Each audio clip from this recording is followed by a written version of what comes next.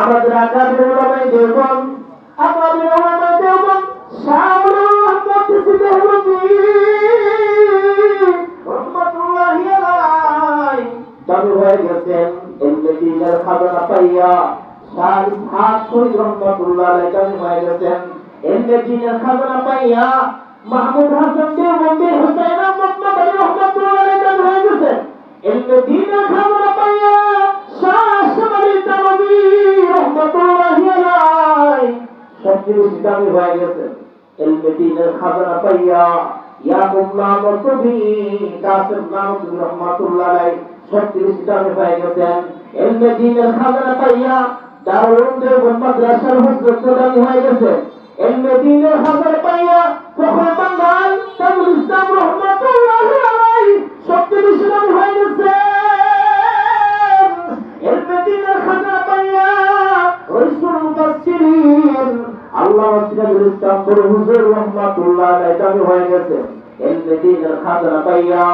ফকিহে মিল্লাত মুফতি আব্দুর রহমান সাহেব রহমাতুল্লাহি আলাইহি দাবি হয়ে গেছে ইলমে দ্বীনের খাজানা পাইয়া। মুফতি আজম মুফতি নওয়াব রহমাতুল্লাহি আলাইহি দাবি হয়ে গেছে ইলমে দ্বীনের খাজানা পাইয়া।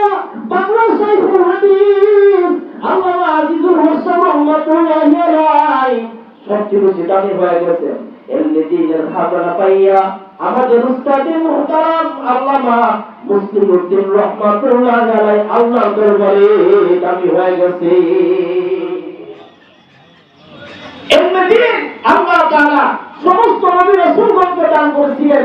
এই জন্য সমস্ত নবী রাসূলগণ দাবি হয়ে গেছে সমস্ত নবী রাসূলগণের পরে আল্লাহ তাআলা যাকে যে পরিমাণ ইলম দান করেছেন, যার ভিতরে ইলমে দ্বীনের খাজানা আছে, তাকে আল্লাহ তাআলা কি করেছেন? দাম বানায়া দিয়েছেন।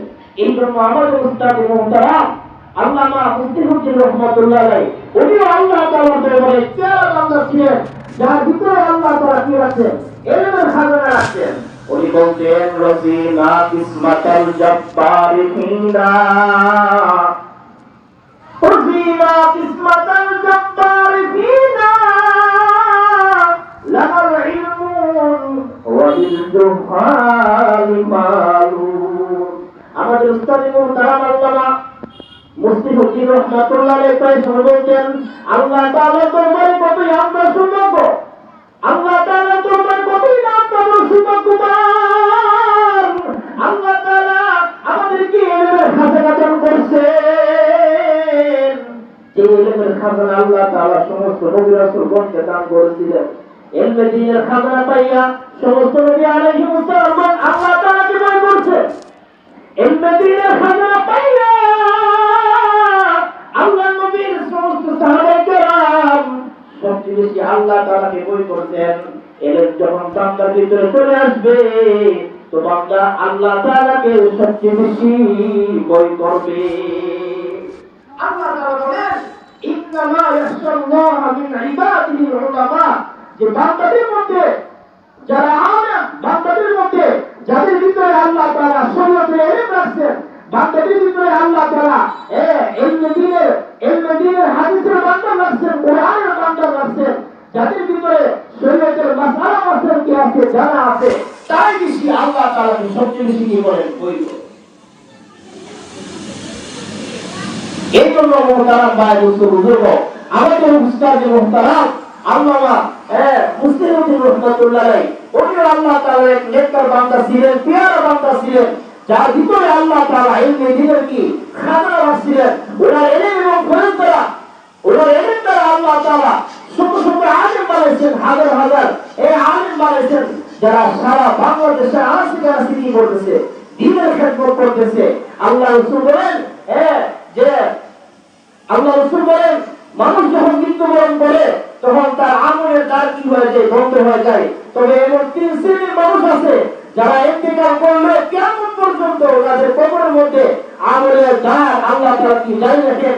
তোর মধ্যে এক নম্বর হলো আর ইলমুন ইউক্তাফা বিহি, যে ব্যক্তি ইলম অর্জন করেছে তার আমল তোমার সুপ্রতিত হয়েছে।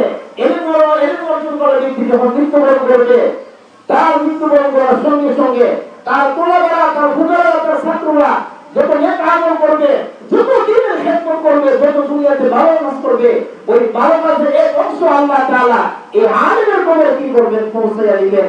আমরা আশা রাখি আমাদের উস্তাদ মুহতারাম আল্লামা মুস্তিউদ্দিন রহমাতুল্লাহ আলাইহি সাহেবের কবরে ওনার শত শত হাজার হাজার ছাত্রদের ইলম আমলের বরকত, ইলম আমলের সওয়াবের এক অংশ আল্লাহ তাআলা ওনার মাকবারায় পৌঁছে দিবেন।